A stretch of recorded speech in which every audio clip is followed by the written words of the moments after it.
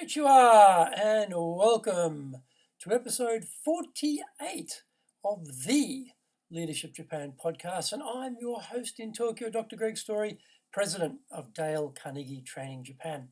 And much more importantly, you are a student of leadership, highly motivated to be the best in your business field.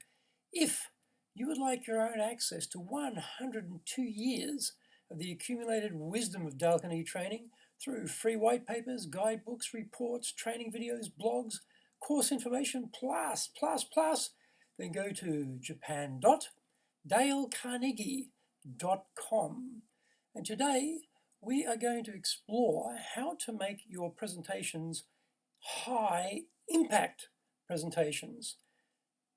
This is a course introduction on how to have more persuasive, more impressive presentation skills.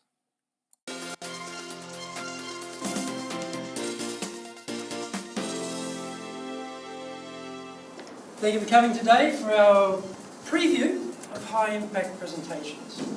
And we will be taking you through how the program works and you get a chance to practice. So this won't be just sitting there thinking about it, you actually get a chance to do it so we can demonstrate how this works. So today we're going to look at some aspects of high impact. This is not just a presentations course. We have presentation courses which are a little bit more short in nature. It's just a one day. They tend to be more basic for people who are beginning. This is high impact for people who want to have real capacity to be persuasive. That might be a one-on-one capacity. It might be like this, one to a small group. It could be one to a very large group. What you learn in this particular course, how to deal with every single level of complexity. That's very, very important. So, we have the objectives. Okay. Up. So, how overall the 2 days, the 2-day program, we take 12 people, so it's very intense. There's so much coaching. There's so much coaching involved that 12 people is a good number. So, of course, how to plan and structure your presentation. And we do many varieties of presentations. So you learn the full scope of what you need to know. And how to begin a presentation with a very positive impression and how to keep that. So your first impression and your last impression are really important. Right? You know yourself. Your first impression of something tends to be very strong, and it's very hard to unwind that. So with presenting, you've got to get that right. And also the last thing you say tends to be what people remember, and their final impression is what they tend to remember. So you've got to get that right too. So we work on that. And how to be natural and relaxed. Dale Carnegie, we don't teach acting. This is not Shakespeare. You don't have to be somebody else. Oh, I have to be, like Steve Jobs, or I have to be like, Barack Obama, or whoever it might be. No. The critical thing is you are you. You be yourself. You be yourself. Be your natural self, but be skilled as your natural self. So what you already are, perfect. You don't need to be anybody else. You have your own style, but be skilled in your own style. Okay? And clarity around the ideas. Sometimes, particularly in complex cases where there's a lot of information, the audience can't follow. Your explanation might be too long and can't quite get to the point. We teach how to get to the point, clear, and also with force, so that people follow what you say. If you don't have that energy and passion when you say it, people don't tend to go with it. It's like, for example, I'll give you an example. If I started my presentation today like this, how would this be? Hi. It's great to be here today. I'm the president of Dale Carnegie Training Japan. We're a fantastic training organization. So no force. But listen to what I said. Hi, it's great to be here today.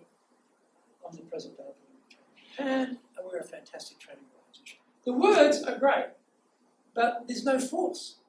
So you don't buy the message. you don't buy the message at all. So we've got to learn how to communicate with clarity and some force so people buy that message, and how to sell ideas and inspire other people. So this is very interesting. They did a survey in America of vice presidents of 200 vice presidents of very large American companies. What do you think about the presentations that you listen to in business? Okay. Only 3% thought they were stimulating. 40% said it makes me feel sleepy.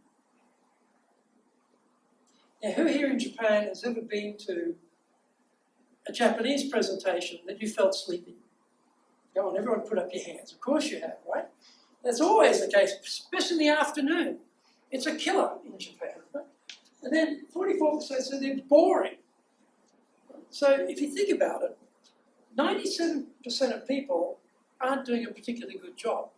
So by learning some fundamental skills and practicing, you can be in this elite group very, very simply. But you've got to put in the work.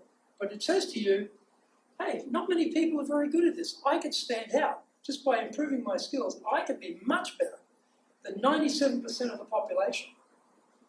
You think about your own business that you're in now, how hard is it to be better than 97% of the other businesses that you're competing with now?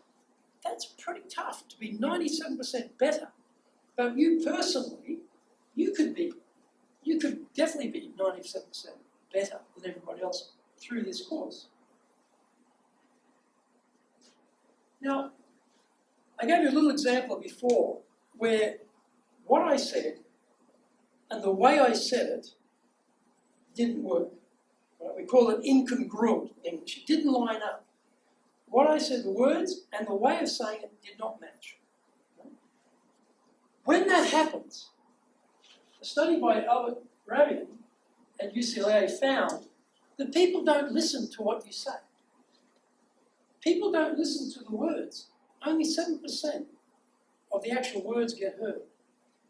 They're making up their feeling about your presentation by looking at how you're dressed, how you look, and the other 38% is by your voice tone and style of speech. But when you make a presentation, all of you, when you prepare a presentation, I'm sure you put a lot of effort into the content. Would that be right? People worry, do you worry about the content? Yeah, of course you do. You want to make sure the content's right. So what do? You probably spend a lot of time on PowerPoint or a lot of time in preparation, get the content right. Most people spend 99% of their time on PowerPoint and 1% on preparation of delivering the PowerPoint. That's the problem. PowerPoint is not the presentation. You are the presentation. And you need to practice. So when things don't work here, we go for what we see. So when I did that little demonstration before, and I said, well, it's great to be here. I'm President of Dale Carnegie Training Japan. We're a fantastic training company. If I put those words on the board, you'd say, okay, right, I get the message, 100%. But you didn't get that message at all. You got no power, no eye contact, voice is weak, looking down. You got all of those messages, so it killed the message. Now, here's the point. Even if you do fantastic preparation and you get the best PowerPoint in the world, you get up there and you don't deliver it in the right way, with enthusiasm and energy, then people won't go for the message. They'll go for you, and I'll conclude, not very good, because you're not energized, you're not interesting, they just look at you and think, oh, that's boring. That's why you're in that 97% are not working. Okay. So this is something we need to look at. So this is the question. What is the message? What is the message? What do you think is the message? Body languages. Body language, yeah. What else do you think? What is the message? That's definitely one of them. What else? What do you think? What is the message? It's not a trick question, but I'll help you out with the answer. You are the message. Now this is very important because the PowerPoint is not the message. The handouts are not the message. Actually, you are the message. Now, we have to understand that. You are the message. Right? So what you do becomes absolutely critical to making this work. And we're going to practice a little bit of a presentation in a minute, but this is a structure, for example. Just one of the, as an example of one of the structures we teach. We have many different structures. I'll talk about those in a minute, but this gives you an example of one where we're looking for persuasion power. You need to design how you're going to open the speech. Now, opening a speech, be it in Japanese or in English, does not really involve saying, well, thank you very much for inviting me. I'm really pleased to be here. My name is Dr. Greg Story. I'm the president of Dale Carnegie Training Japan. That is not an opening. That is definitely not an opening. Yes, it's one type of opening, but a very weak opening. And everybody does it. So it doesn't stand out. No power. No power at all. So what you want is something that's got cleverly designed, lots of power, and then you're giving points, key points you want to make, but those key points have to be backed up with evidence. So that people will believe the point. So point evidence, point evidence, point evidence. Then go into your close, again, final impression is very important. Now the close, we break it up in this particular case into an action benefit statement. So therefore everyone, I recommend that you take the high impact presentation course, and if you do, you will become a much more persuasive speaker. It's an action benefit, that type of thing.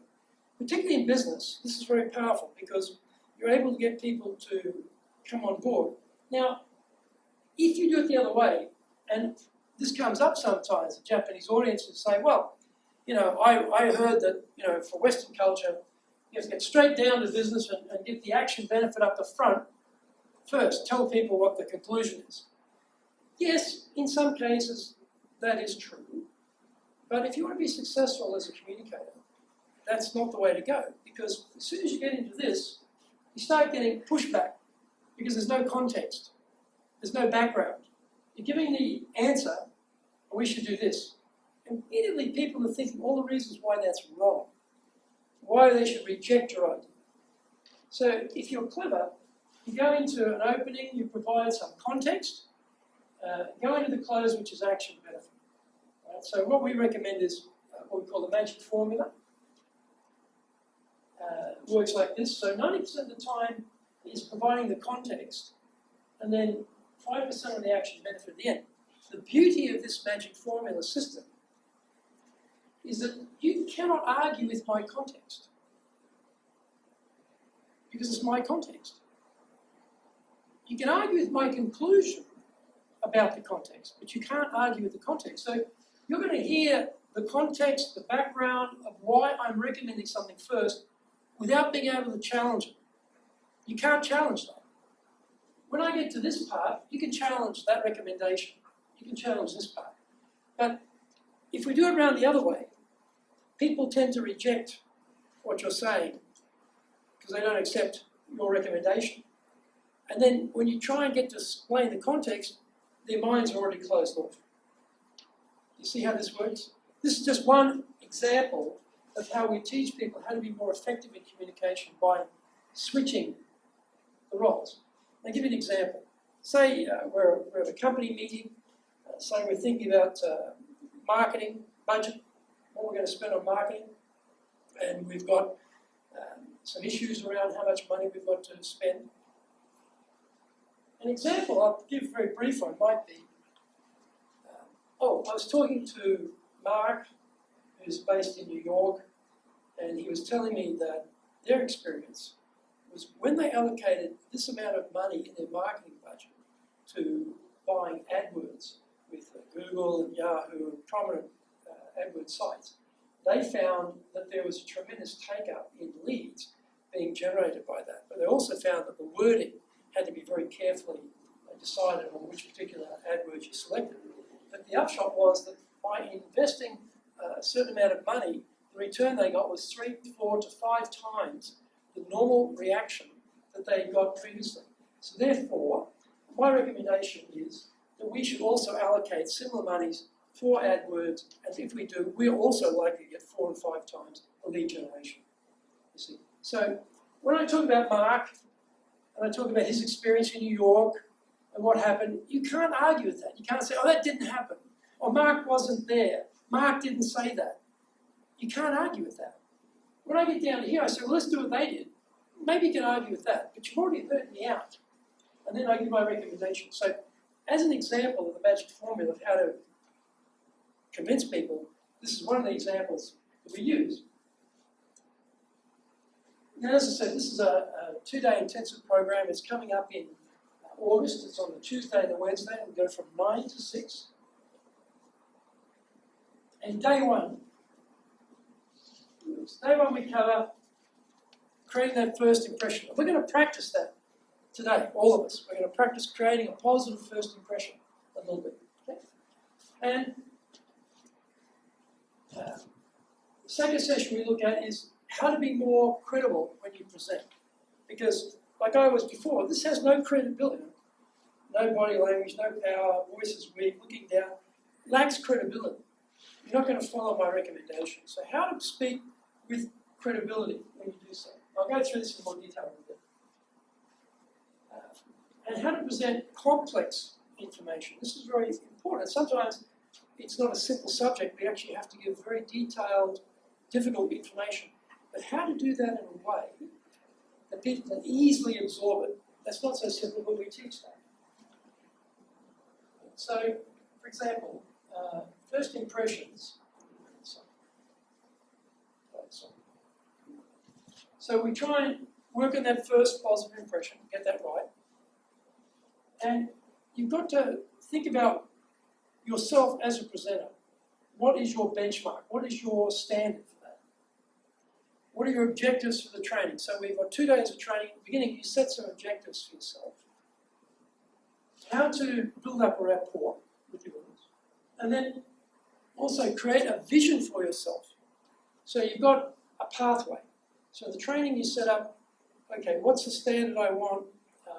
What is the particular objective I want out of this? And then what's my vision for where I will be in 6 months to 12 months' time? So you can work towards that vision. So we do all that in the first session.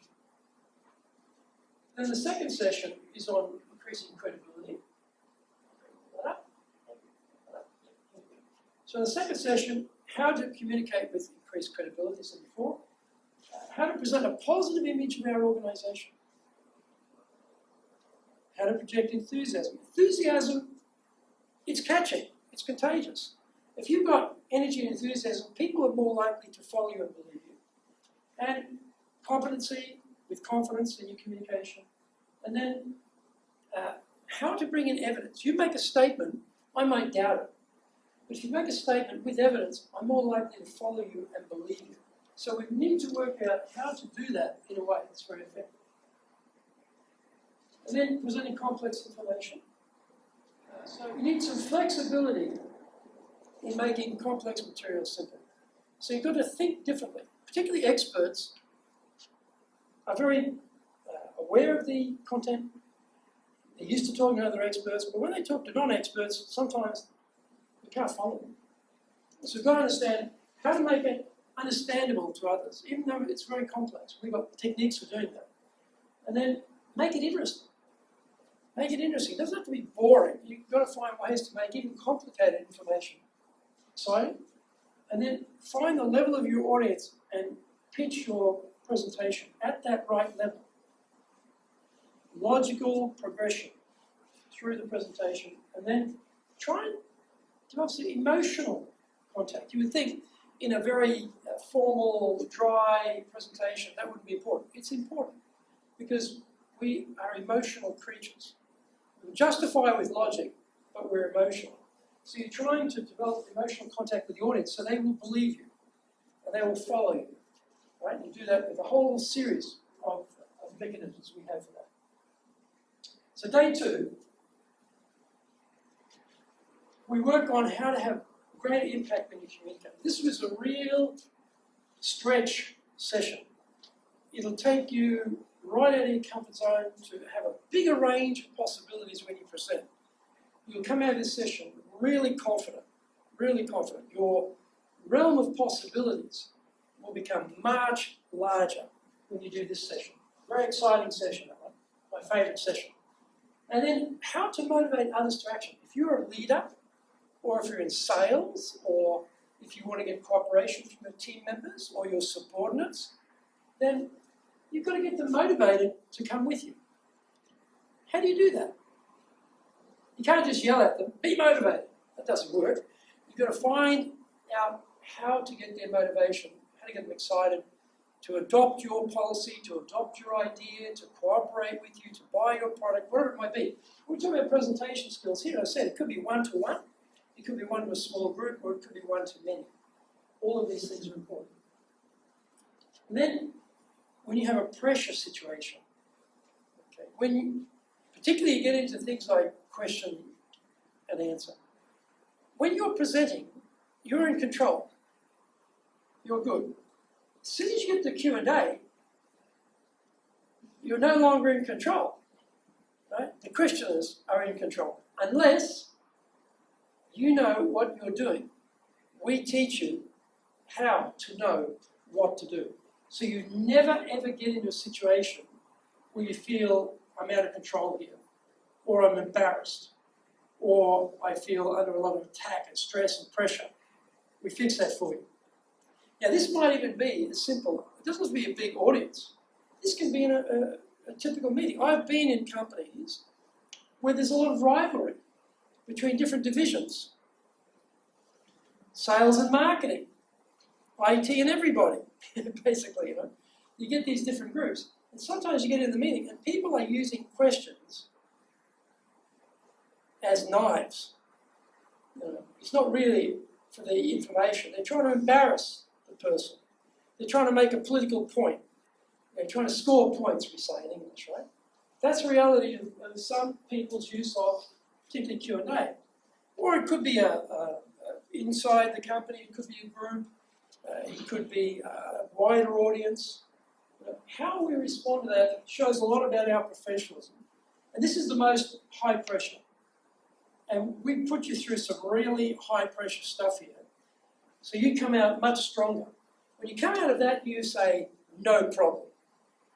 You know, it's like an athlete will overtrain for the event. They'll run for, they only run 26 miles for a marathon or 42 something kilometres for a marathon. No, they run hundreds of kilometres for a marathon, right? They overtrain. The same thing here. We overtrain so that when you get into a situation and someone attacks you through a question, you don't fall apart or look embarrassed or trying to escape. You look very professional, very calm, very confident, and you answer the question beautifully. And everyone goes, wow, I'm glad that guy didn't ask me that question. They look at you and say, geez, I wish I could do that. That's what we do there. And then how to inspire people to embrace change. If you're leading an organisation, no matter how small the group, and you want an improved outcome. Now, I don't know, in your company, are they happy with last year's results, or do they want a higher result this year? Right? So a better result or a higher result is two things. Either you do something new, or you do something you've done before, but you do it in a slightly different way. Otherwise, same thing, same way, we get the same result. So better or improved or higher means new or slightly different. Either of those things is a change. But people are resistant to change. They're in their comfort zone. They're comfortable. They don't want to step out of that comfort zone. They don't want to embrace change. But you need to get the better results. So you've got to get people to come with you to embrace change. How do you do that? This is how you do that. We'll talk about that as well. So, in the section on communicating with greater impact, right? So in that particular section, we're going to increase our flexibility by use of expression, gestures, voice modulation, speed. Now for Japanese people, that's a bit tricky because your speaking in Japanese style is a very flat language. Japanese is very flat. When I first came to Japan, I went to Jochi University and I started learning Japanese, and the sensei said, no, not up and down, flat, because as a foreigner I'd be saying, Konnichiwa, ikimasu, up and down, right? He said, no, flat. So when you're speaking Japanese, because it's a rather monotone, flat language, we've got to teach you how to inject speed and take speed out. We teach you how to inject power and take power out. To have the variation. In many other tonal languages like English, we can add the tones up and down. But you can still get a lot of variety in Japanese, but you've got to practice that. And then sometimes you have to get up and deliver material that's not created by you. Suddenly someone says, oh, look, you've got to present this. Oh my God, I have. And how do you own that material? So we teach you those sort of situations too. And sometimes you have to read the material. Not every, we of course will always say, well, you can never read anything, but sometimes you have to read things. You might be representing your boss. It might be a particular document that for legal reasons, it has to be exactly as it's written. How to do that in a way that's interesting. So we teach that. And also, things that might stop you from being flexible. We deal with those. So that's that section. The section on motivating others to action. This section here, so we look for motivating others to action. How do we get results? How do we persuade an audience to take action? How do we provide evidence that's credible? How to be motivational and brief, clear, and be convincing when we speak. So that's what we're going to cover in that part of the session. So we're talking about inspiring people to embrace change. The content for that one will be both logic and emotion. We buy on emotion and we justify with logic. That's how the world works. We buy on emotion, we justify with logic. It's the same. You buy the message emotionally and you justify it with logic. Same thing. So we're going to teach you how to have both working for you. Not just you get plenty of structure and plenty of presentation, detailed evidence. That's all great. But if you don't have a way of appealing to the audience, it doesn't work. And then that structure makes it easy for the audience to follow. Be convincing. Again, how to provide that strong evidence. And also offer solutions, but show your objectivity. So you might offer them 3 ways of doing something and recommend one of them. But then people feel, oh, okay, I'm given a choice of things as opposed to a directive. So that's very, very good. And responding to pressure situations. So, as I said before, this is difficult. This is difficult. How to keep calm when your audience is rather hostile. Someone's attacking you. How do you keep calm? We teach them how to have very positive, clear messages. Strategic ideas, how to sell those. Big picture ideas. And again, we're going to be confident, and how to handle those stressful situations with good communication. So this one is, for impact, we want 3 things. Good structure, content that's got good evidence in it, interesting, but also delivery. If you've only got a logical structure but the evidence is weak, it doesn't have impact. If you have really good content but the structure's all over the place, I can't logically follow. Where are we going with this? I get lost. It doesn't work. If you've got really good structure and its content's really great, but your personal delivery isn't good, well, that's not going to have impact either. See, so you need all 3. And these require practice. So often people will get, maybe the structure's okay, content might be okay, but this often is the weird point right here, the delivery part. It doesn't match. And again, everyone spends all their time on PowerPoint and no time on practice. They wonder why they have a problem. And as I said before, this part here is the presentation. Your face is the presentation. Right? That is the presentation, not the PowerPoint. PowerPoint should be secondary to what we're doing. We have to be the one. Right? So, what are some things that are defining our influence? How we look. How we look is very important. How you stand, how you dressed. That's one thing. Then how we communicate with people. They judge us by how we look. And we do this, don't we? When we meet someone, we can see their clothing. We can't see inside their heart. You know, we can see their clothing. We can't see inside their mind. So we make a judgment about how their face looks, or how they're dressed, or the colour combination or something. We make all these judgments. Then communication style is another one. Our attitude and self-control. So how do you come across? Do you come across as a confident professional or someone who's a bit shy and not really sure of themselves and worried how you look? And your attitude and self-control, this under pressure, you look professional all the time. And then how we relate to people. This again, first impression, how we're dealing with an audience. And then finally, this is the combination of your professional competence. If you want to be seen as a professional, these are the sorts of things that we need to be looking at. Okay, so we're going to do some coaching in a minute, but I'll talk a little about that. Now, if you imagine a golf coach, okay, the golf coach is teaching someone how to swing, do their swing in golf. After the person's taken the swing, they don't say, oh, you should have done this, should have done that, forgot about that, next time do this. It's too late. What does the golf coach do? While you're taking the swing, the golf coach is saying, left shoulder down.